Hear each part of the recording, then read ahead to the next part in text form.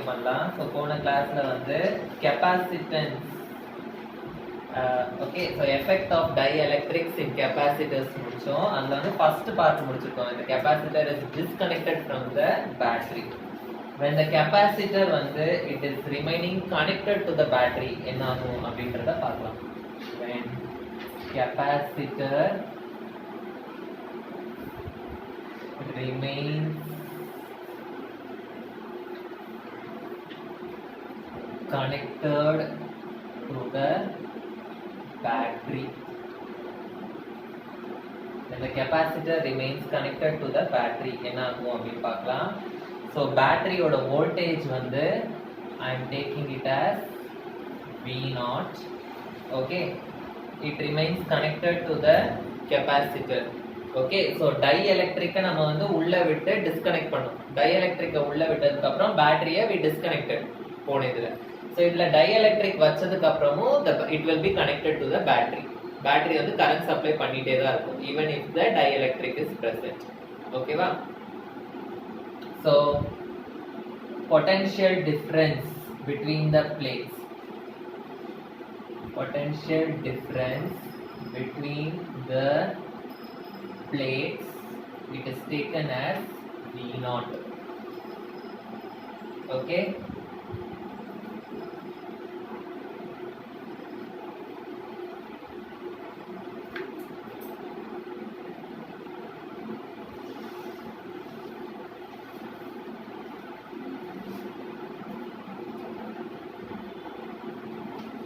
Okay so diagram வரைஞ்சிடலாம். So இது வந்து என்னோட கெப்பாசிட்டர். ஸோ ஒன் சைடு வந்து it is positive charge and other side வந்து it is negative charge and the distance between the plates வந்து is small D. when the dielectric is not present, the electric field வந்து it is E0 அப்படின்னு வச்சுக்கோங்க. when the dielectric is not present, it is connected to the battery of voltage V0. okay, so the potential difference வந்து is V0. okay, so next வந்து I am introducing a dielectric ஆனாலும் it will be connected to the battery. so capacitor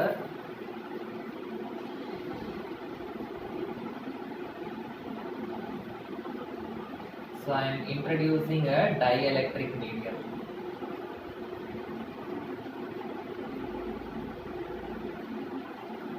So dielectric medium introduce பண்ணிட்டேன். So distance வந்து is d.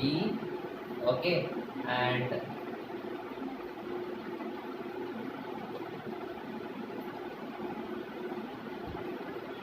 electric field வந்து E0. and it is still connected to the battery of potential difference V0. already இந்த capacitor வந்து it is storing charge. ஆனா இன்னும் நம்ம வந்து இந்த பேட்டரி கூட கனெக்ட் பண்ணும்போது the dielectric also will give some charge. okay, so the charge factor வந்து the charge வந்து is increased by the factor epsilon r. okay, so எழுதிக்கோங்க. the charge stored is increased by the factor epsilon r. okay, so dielectric introduce பண்றதுக்கு முன்னாடி எனக்கு இருக்கிற charge வந்து Q0.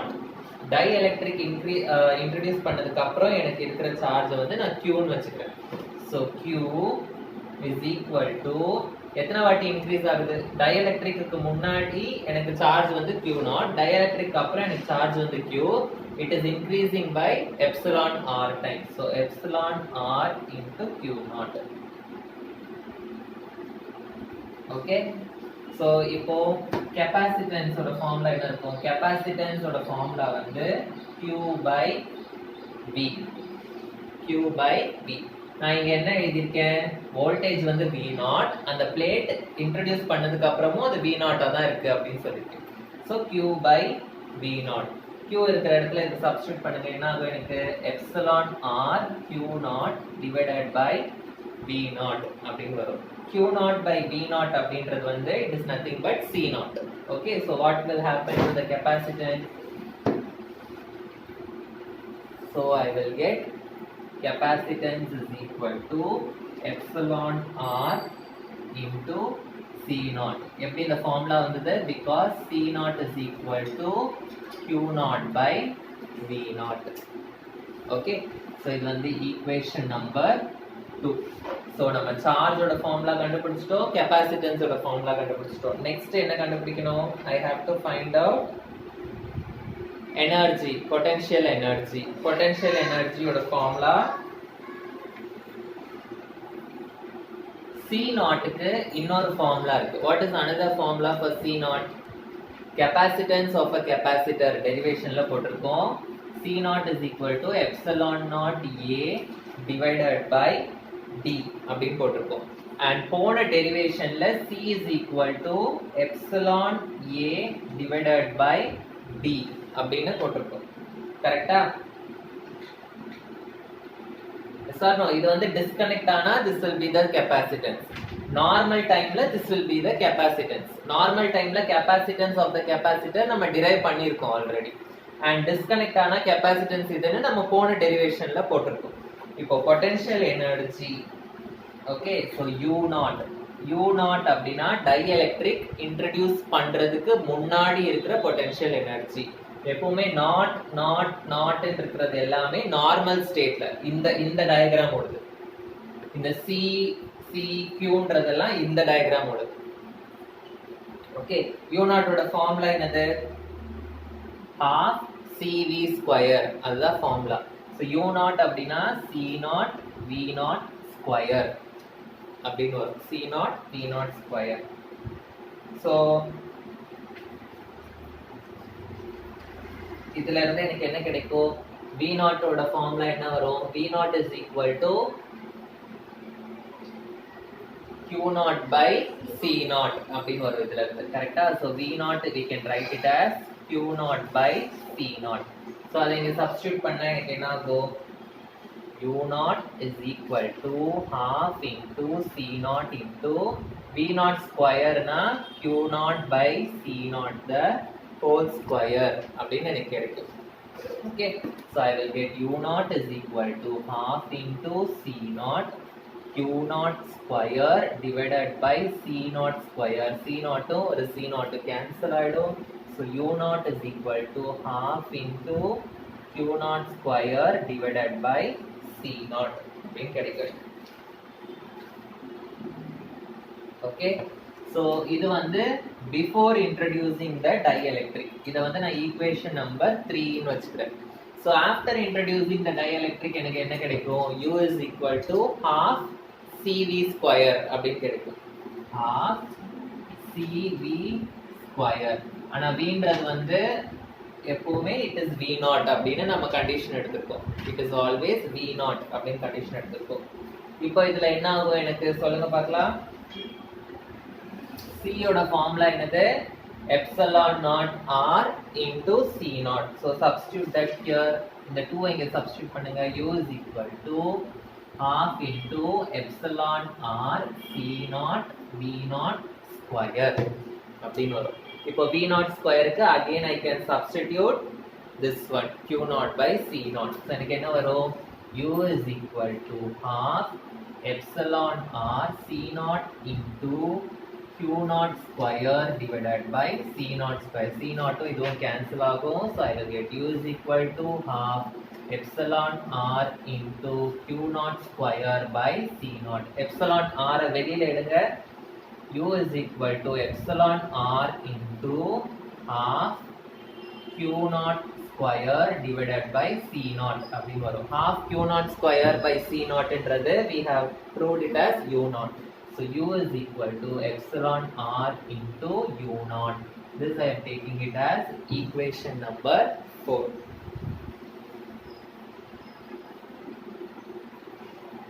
Okay. So இப்போ எனக்கு என்ன ஆகும்? இந்த மூணு term equation number 1, equation number 2, equation number 4 பாருங்க. equation number 1ல வந்து Qவும் epsilon Rவும் directly proportional.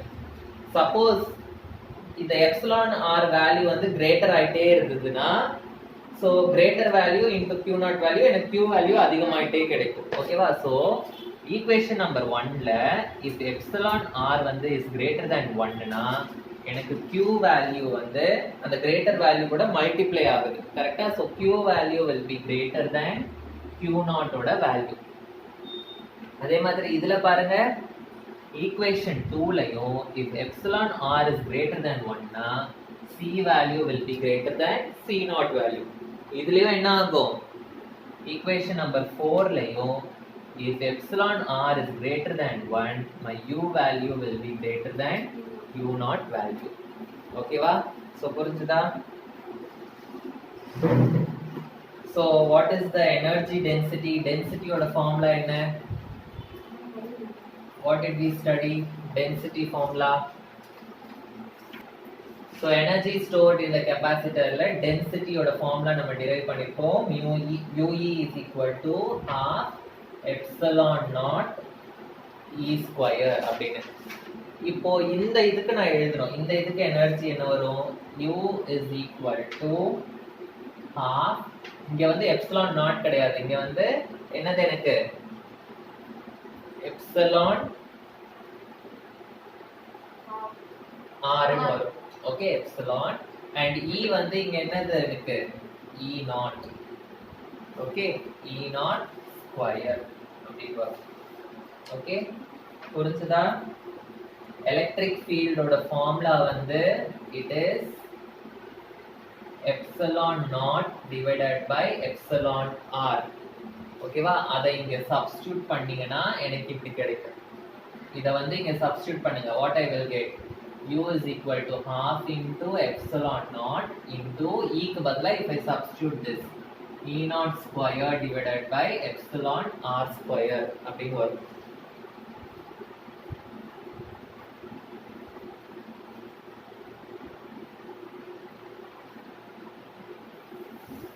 புரியுதா? இது சப்ஸ்டிட்யூட் பண்ணி இது epsilon r into epsilon naught வந்து epsilon அப்படினு வரும்.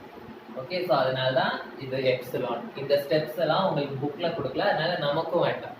ஓகே, உங்க புக்ல இந்த ஸ்டெப்புக்கு அப்புறம் இதுவும் கொடுத்திருக்க மாட்டாங்க. இந்த ஸ்டெப்புக்கு அப்புறம் டைரக்டா they have given the density.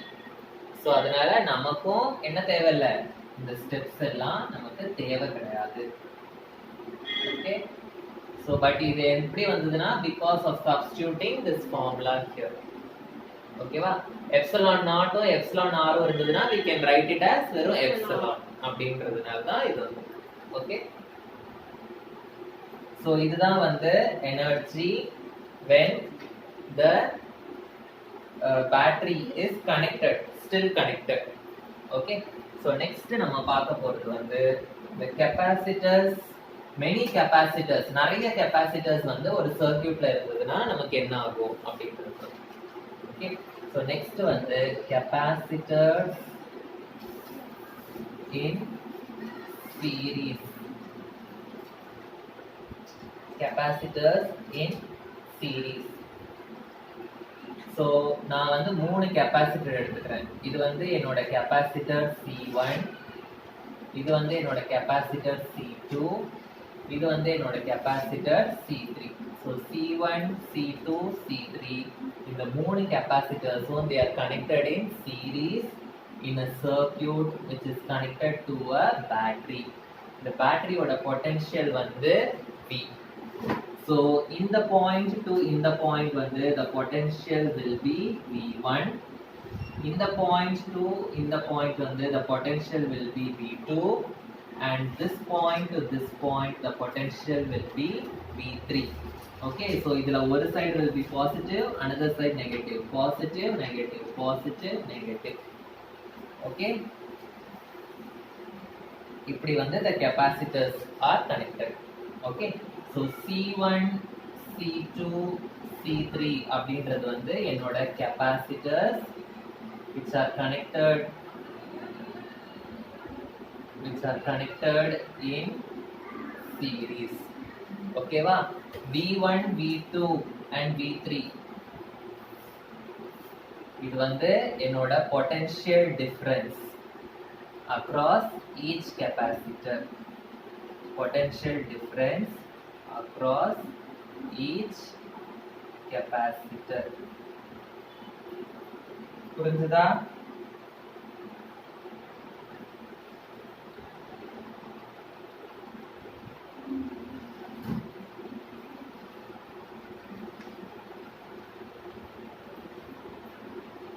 இப்போ நான் வந்து என்ன கண்டுபிடிக்கணும்? I have to find out the capacitance.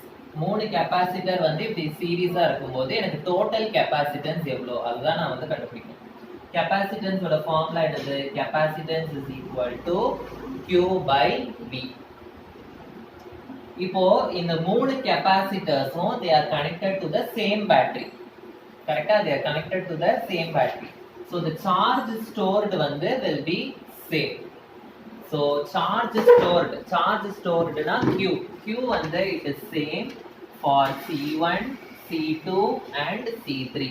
ஏன்னா they are connected to the same battery. அதனால the charge stored will be same. So Q வந்து it is same for C1, C2 and C3. ஏன்னா they are connected in series.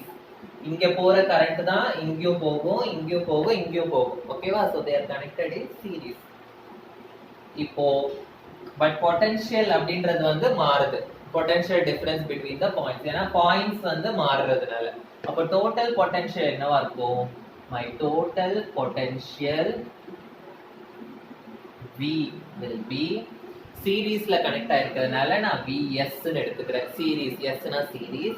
It will be V1 plus V2 plus V3 அப்படின்னு வரும். ஓகேவா? So அப்ப total capacitance என்ன வரும்? Total capacitance is equal to capacitance of the first capacitor plus capacitance of the second capacitor plus capacitance of the third capacitor. C1 is equal to C ஓட formula என்னது? Q by V. அப்போ C1 will be equal to Q by V1. ஏன் Q ன்னு எடுத்துக்கிறோம்? ஏன்னா Q வந்து same ன்னு போட்டிருக்கோம். அப்போ C2 என்னவா இருக்கும்? C2 is equal to Q by V2. C3 வந்து Q by V3 இப்படின்னு இருக்கும். கரெக்டா? so what will be இது வந்து capacitance in series ன்றதுனால நான் CS அப்படின்னு எடுத்துக்கிறேன். Okay? so what will be my CS? CS is equal to C1 plus C2 plus C3. C1 ஓட வேல்யூ வந்து Q by V1 plus Q by V2 plus Q by V3.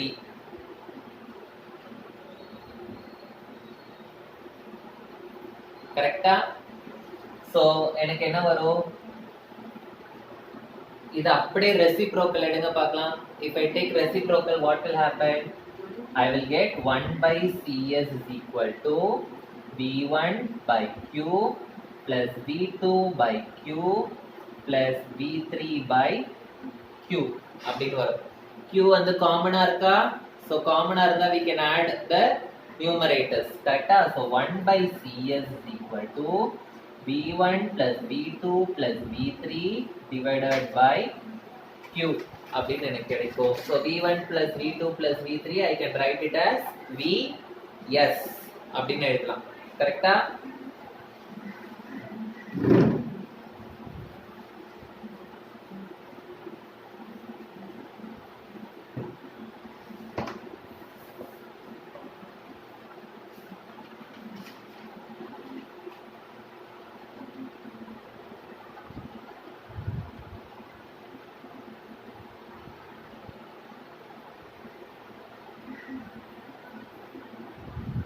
இதெல்லாமா VS ன்னு. so 1 by CS is equal to VS divided by Q அப்படின்னு வரும். VS divided by Q. so what I can write? Q வந்து இந்த side எடுத்துட்டு வாங்க. so Q by CS is equal to VS. இது வந்து VS ஓட ஃபார்முலா. ஓகே? இப்போ இத வந்து இங்க சப்ஸ்டிட்யூட் பண்ணுங்க. what I will be getting? Q by CS is equal to V1 வந்து என்னது எனக்கு? V1 will be What will be V1? Vs வந்து Q by Cs அப்படினா what will be V1? Q by C. V1 will be Q by C1. V2 will be Q by C2. V3 will be Q by C3. So Q by Cs is equal to Q common எடுத்துட்டு 1 by C1 plus 1 by C2 plus 1 by C3. Q will get cancelled. So 1 by Cs is equal to 1 by C1 plus 1 by C2 plus 1 by C3. So this is the total capacitance when the capacitors are connected in என்னது series. ஓகேவா? So இந்த இதை வந்து omit பண்ணிடுங்கம்மா. இதை வந்து rough காலம்ல copy பண்ணிக்கோங்க. இவ்வளோ தூரம் நமக்கு இந்த ஃபார்முலா தான் மெயின். இந்த ஃபார்முலா அண்ட் இந்த ஃபார்முலா மெயின். ஓகே, இதுல இருந்து இது வரைக்கும் you can copy it in your rough காலம்.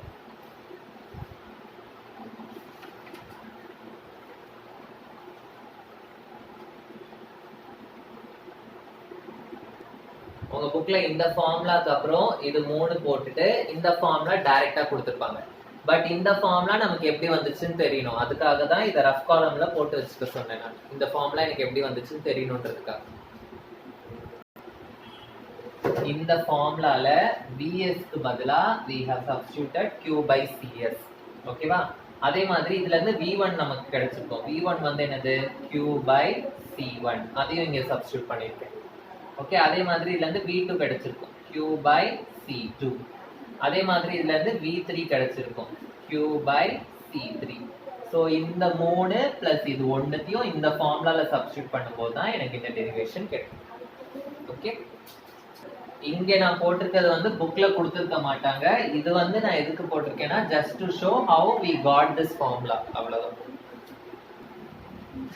நெக்ஸ்ட் ஒன் வந்து capacitors in parallel.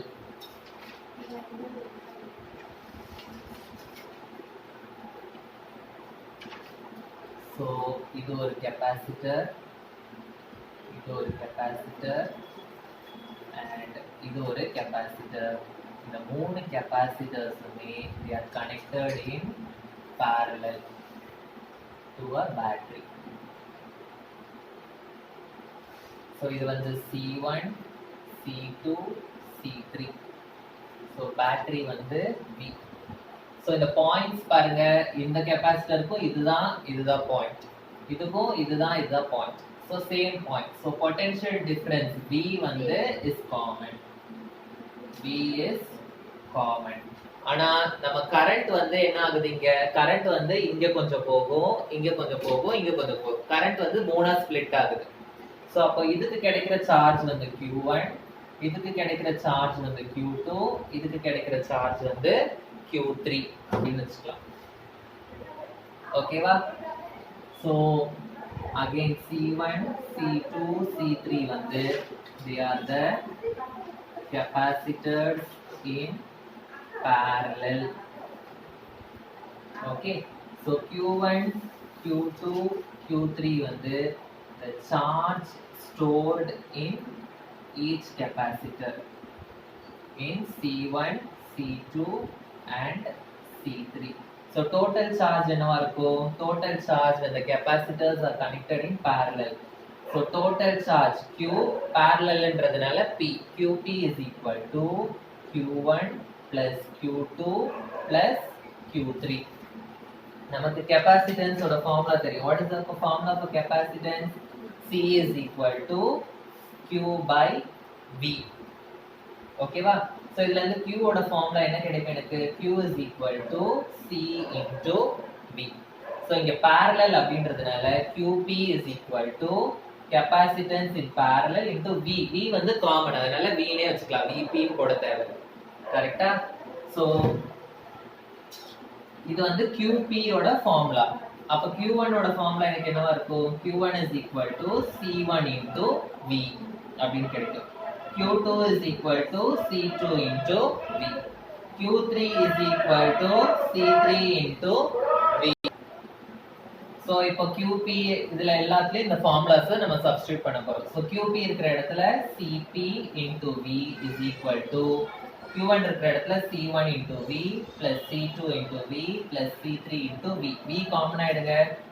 CP into V is equal to V into C1 plus C2 plus C3. V வந்து will get cancel. So what I will be getting, CP is equal to C1 plus C2 plus C3.